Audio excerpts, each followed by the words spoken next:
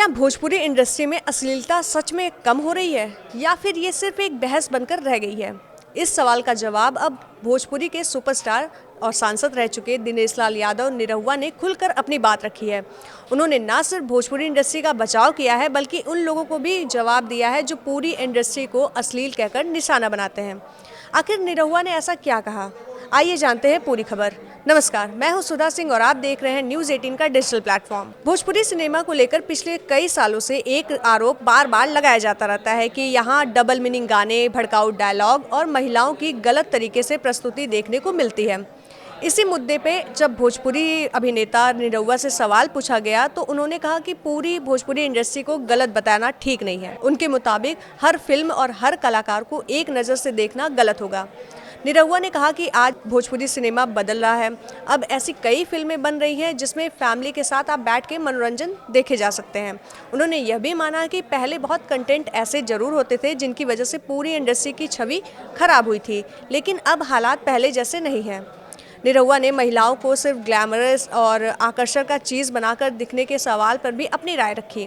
उन्होंने कहा कि अगर किसी कहानी की ज़रूरत है तभी वैसा सीन रखा जाता है, लेकिन किसी महिला कलाकार का अपमान करना या सिर्फ उन्हें दिखाने के लिए फिल्म बनाना सही नहीं है। उनका कहना था कि फिल्मों में महिला किरदार भी कहानी का अहम हिस्सा होते हैं और उन्हें सम्मान के साथ पेश किया जाता है।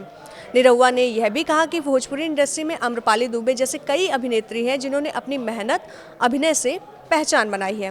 उन्होंने इशारों में कहा कि सिर्फ गाने और वायरल क्लिप्स के आधार पर पूरी इंडस्ट्री को जज नहीं कर सकते हैं।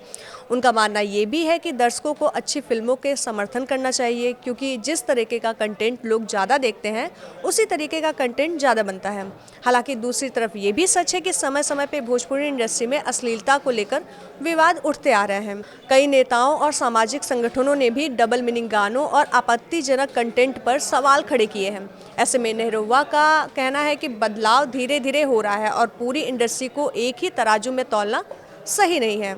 अब सवाल ये है कि क्या दर्शकों को भी अपनी पसंद बदलनी होगी? अगर लोग साफ सुथरी और पारिवारिक फिल्मों को ज़्यादा देखना पसंद करेंगे तो निर्माता भी वैसे ही कंटेंट बनाएंगे, लेकिन अगर सिर्फ विवादित और डबल मीनिंग गाने सबसे ज़्यादा वायरल होंगे तो इंडस्ट्री उसी दिशा में आगे बढ़ेगी। यानी जिम्मेदारी सिर्फ कलाकारों और निर्माताओं की नहीं है बल्कि दर्शकों की भी है।